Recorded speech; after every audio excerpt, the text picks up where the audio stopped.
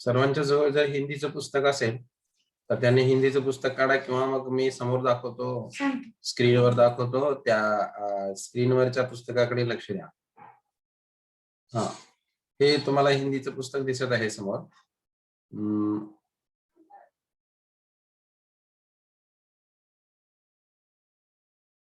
बघा, हिंदी सुलभ भारती छठी कक्षा.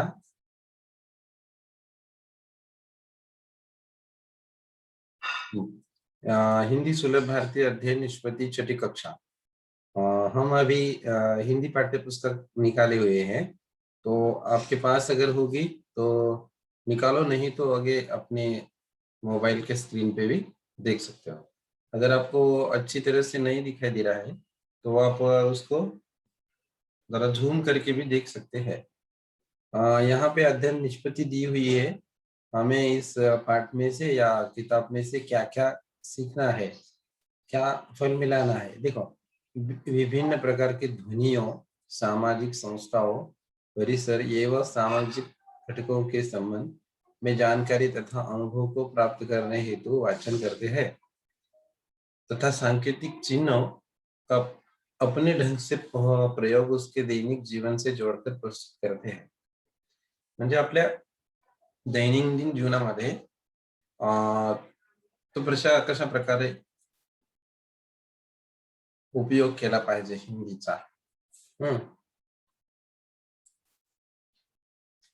वाचन करत असताना सांकेतिक चिन्हांचा कसा वापर करायचा याच्या संदर्भात हे आहे. हिंदी सुलभ भारती छठी कक्षा असं पुन्हा एकदा पान दिलेलं आहे. और जो भी कोई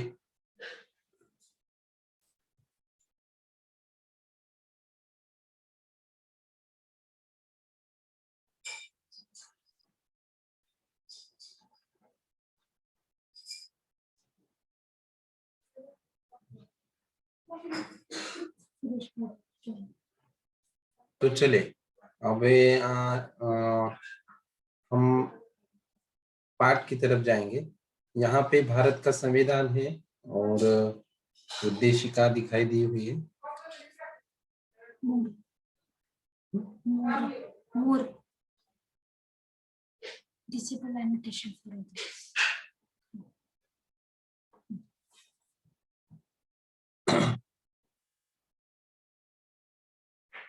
हम भारत के लोग भारत को एक संपूर्ण प्रभुत्व संपन्न समाजवादी पंथ निरपेक्ष लोकतंत्रात्मक गणराज्य बनाने के लिए तथा उसके समस्त नागरिकों को सामाजिक, आर्थिक और राजनीतिक न्याय, विचार, अभिव्यक्ति, विश्वास, धर्म और उपासना की स्वतंत्रता, प्रतिष्ठा और अवसर की समता प्राप्त कराने के लिए तथा उन सब में व्यक्ति की गरिमा और राष्ट्र की एकता और अखंडता सुनिश्चित करने वाली बंधुता बढ़ाने के लिए दृढ़ संकल्प होकर अपनी इस संविधान सभा में आज तारीख 26 नवंबर 1949 ईस्वी सन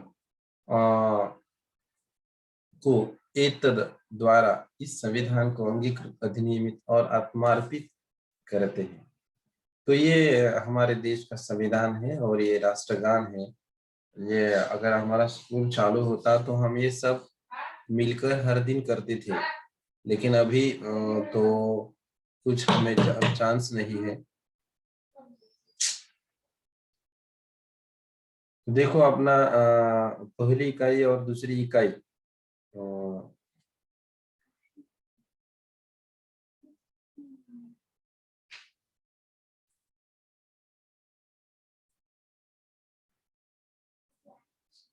मला वाटते अजून कालच्या सारखाच अडचण यायली आहे कोणाला. हिला आवाजाची अडचण येते तिला. तर जे वरचं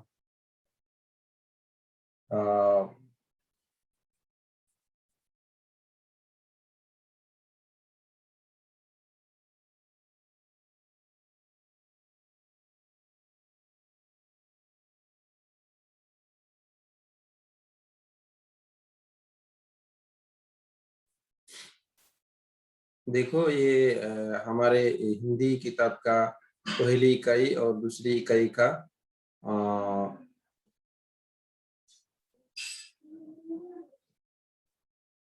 पाठ है।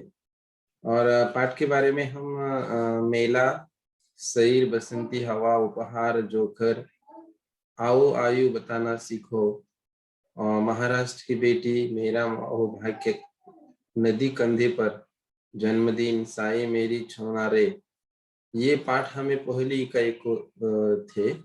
और ये उपयोग हमारे तूफानों से क्या डरना, कठपुतली, सोना और लोहा, क्या तुम जानते हो, कोहलियां, स्वास्थ्य संपदा, कागज की थैली, टीटू और चिंकी, वह देश कौन सा है,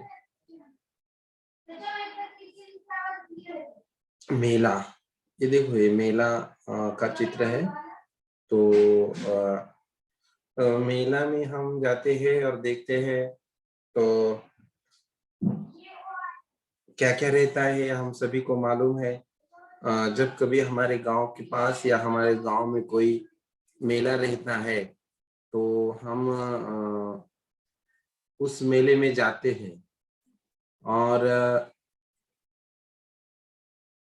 जाने के बाद कुछ तो खरीद लेते हैं। खरीद लेने के बाद पैसे देना और इधर उधर घूमना, हाँ, मौज मजा करना, यात्राओं की सब जो भी कोई सुविधाएं हैं उसका उपयोग करते हैं। तो ये मेले का मकसद ये रहता है कि पहले कुछ हमारे आज जैसे घर घर में टीवी हो गई है, मोबाइल हो गया है, और जो भी सुविधाएं होती है आज के जैसे पहले के जमाने में नहीं थे। तो लोग इकट्ठा होते थे, कुछ त्योहार के बारे में और भगवान के मंदिर के बारे में, वहाँ फिर यात्रा भरती, उसके जयंती समारोह के बारे में, कुछ तो ऐसे नैमित्तिक क्षणों के बारे में यात्राएं भरती है। तो इस यात्रा में हम जाते हैं, हमारा मालूम है यात्रा का उपयोग भी हम करते हैं। लेकिन यात्रा के बारे में जब हमें लिखना जरूरी होता है, कुछ बोलना जरूरी होता है, कहना जरूरी होता है, तो हमें याद नहीं आता क्या क्या होता है मेला में। तो इसके लिए ये पहचानो और बताओ ऐसा एक चित्र हमें दिया हुआ है, वह हमने देखना है। हमें देखकर कुछ लिखना है। दूसरे 5 नंबर पे सैर, सैर बोले तो घूमना। आपकी यात्रा सुखद हो, फलाट क्रमांक 1, फलाट क्रमांक 2, फलाट क्रमांक 3, देखो समझो और बताओ। ऐसे हा, आता श्रुतिका तू जोडली आहेस आवाजाशी, हा हा। सो अभी हम शहर के बारे में देखते थे। तो चलो, फलाट क्रमांक 1, फलाट क्रमांक 2, फलाट क्रमांक 3, और आपकी यात्रा सुखद हो, ऐसा एक चित्र हमें यहाँ पे दिखाई दे रहा है। तो इसके बारे में हम सभी जानते हैं। कभी हम गांव छोड़ के दूसरे गांव की तरफ जब जाते हैं, तो बड़े बड़े बस स्टैंड दिखते हैं, वहाँ पे भरपूर हमें बस दिखाई देती है। सारे शहर में रास्ते और अन्य सुविधाएं होती है। तो ये रास्ते पे बहुत सारी बस, हम हमारे गांव में अकेली ही बस आती है और जाती है, लेकिन जब हम शहर चले जाते हैं तो बहुत सारे बस हमें दिखाई देते हैं। और वहाँ पे हमारे जैसे अनेक लोग आते हैं, कोई किसका मंजिल किधर जाना, किसका मंजिल किधर जाना होता है।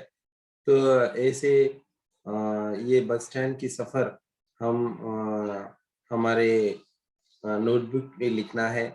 हमें कैसा लगा, क्या क्या दिखाई दिया, वहां पे कौन कौन था, किसकी ड्यूटी कौन कैसे निभा रहा था, कोई बस कंडक्टर है और या ड्राइवर है, वहां पे कंट्रोलर रहता है, सभी प्रवासियों को कुछ तो बोलता है, कुछ सूचनाएं देता है, ये बस वहां पे है, वो बस वहां पे है। कुछ लोगों के साथ बच्चे हुए होते हैं, बच्चे रोते हैं। हाँ, कोई बस निकलती है, बहुत सारी गर्दी बहुत सारी वहां पे भीड़ रहती है। तो उस भीड़ में हमें जल्दी जल्दी बस के ऊपर चढ़ना होता है, उतरना होता है। ऐसे चढ़ते उतरते समय कोई चोर आके हमारा पॉकेट लेके चला जाता है। तो ऐसे बारे में हम ये बस की सुविधाएं हम हमारे नोटबुक पे लिखना होता है।